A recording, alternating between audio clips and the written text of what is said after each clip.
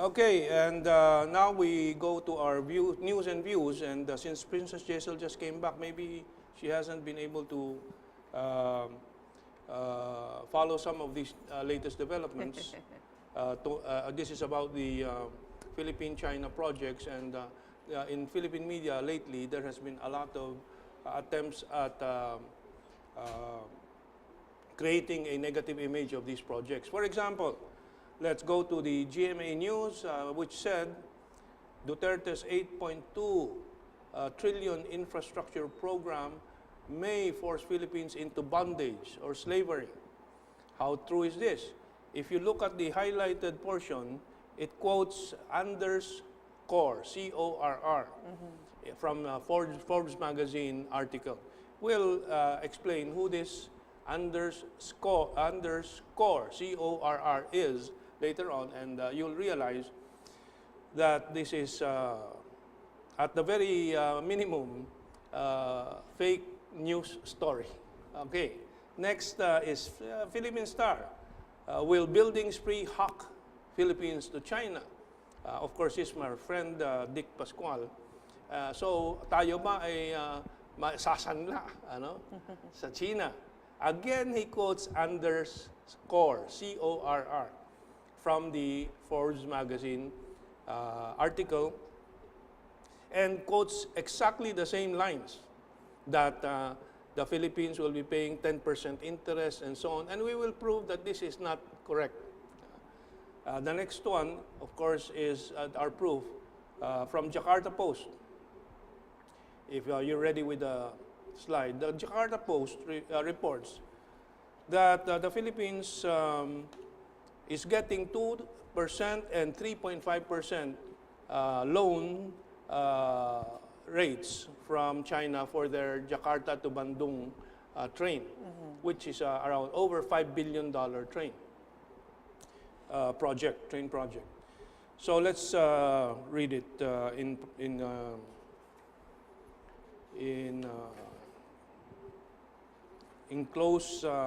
with a close scrutiny. Indonesia's Jakarta-Bandung 5.3 billion project.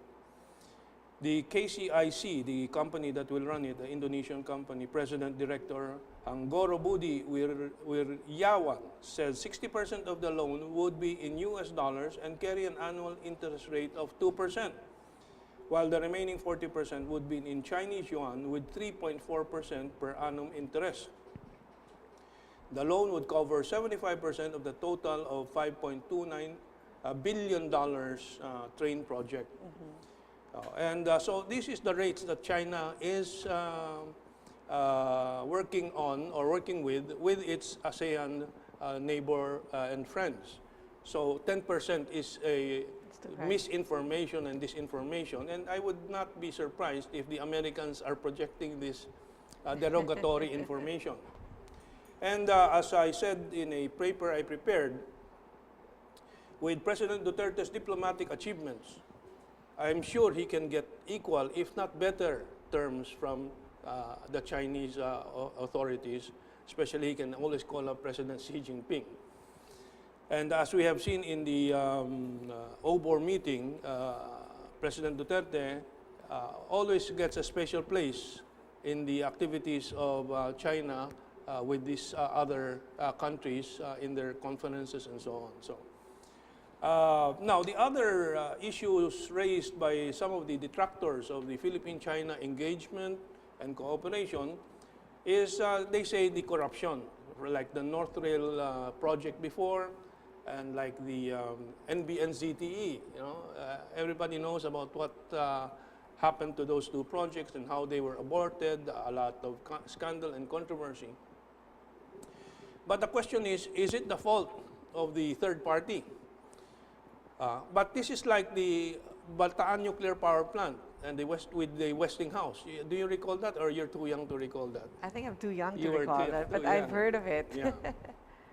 That was around a $2.2 billion project in 1985.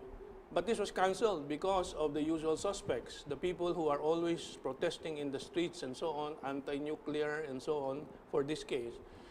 Again, the issue of corruption and so on. So it was canceled without ever producing electricity, yet the debt of 2.2 billion became 16 billion over two or more than 2 decades. No? Because we were paying $155,000 a day for that debt. But this is with the Western banks and with the United States, this project with a Western or an American company. So the third party does not have any problem in these cases. It is our own management of these issues. So the NBNZTE, what happened? There was an accusation from a Filipino official that another official was asking for patong, and so on. But it's important to clarify this, that we should manage our affairs better and not keep blaming other people. But so if you look at the headlines of, or the columns of some writers in Philippine Daily Inquirer, this is what you will see. I don't know if they've flashed it because I was busy reading it. Can we flash again those images? This is from Ceres Doyo, beware of the dragon bearing grapes. And no, not this one. The other one is who screws who. Anyway, so now the other source of their information, Underscore, that whose article came out in the Forbes magazine. Let us go back to his background, and let me read my notes here. But we can flash it again. Who is Underscore? Please flash that image from. This is Underscore, and what is his background? Well, Underscore in his article said more likely at 10% interest, the new debt could go up to $452 billion, which is absolutely ridiculous. Bringing the Philippines' debt to GDP ratio to 197%, second to the worst, blah, blah, blah. And then he insinuates, Duterte and his influential friends and business associates could each benefit in finder's fees of 2 to 7% for such deals. Absolutely baseless claims. But their intention is to create a negative image of this project and maybe abort them. What results for the Philippines? Again, stunted development. So who is Underscore? I have a brief background, and maybe we can take a look at that background I provided and flash it. Underscore, his background. Underscore led the U.S. Army Social Science Research and Analysis Group in Afghanistan and conducted the analysis at the U.S. Pacific Command and U.S. Special Operations Command Pacific on risks for U.S. national security in Asia, including the Philippines and other countries. So this is an intelligence operator. And so when we quote from this, and I advise my friends in the media, when they use such information, let's make it clear where he is coming from.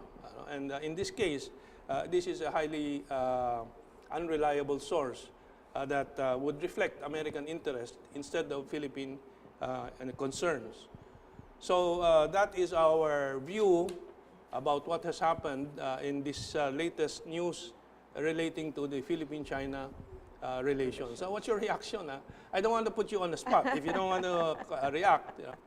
But you haven't, the latest you have, we were discussing off the air earlier was about the headlines about Xi Jinping's talk with Duterte. Yes, I read that in the news, but with all that I've heard that you have just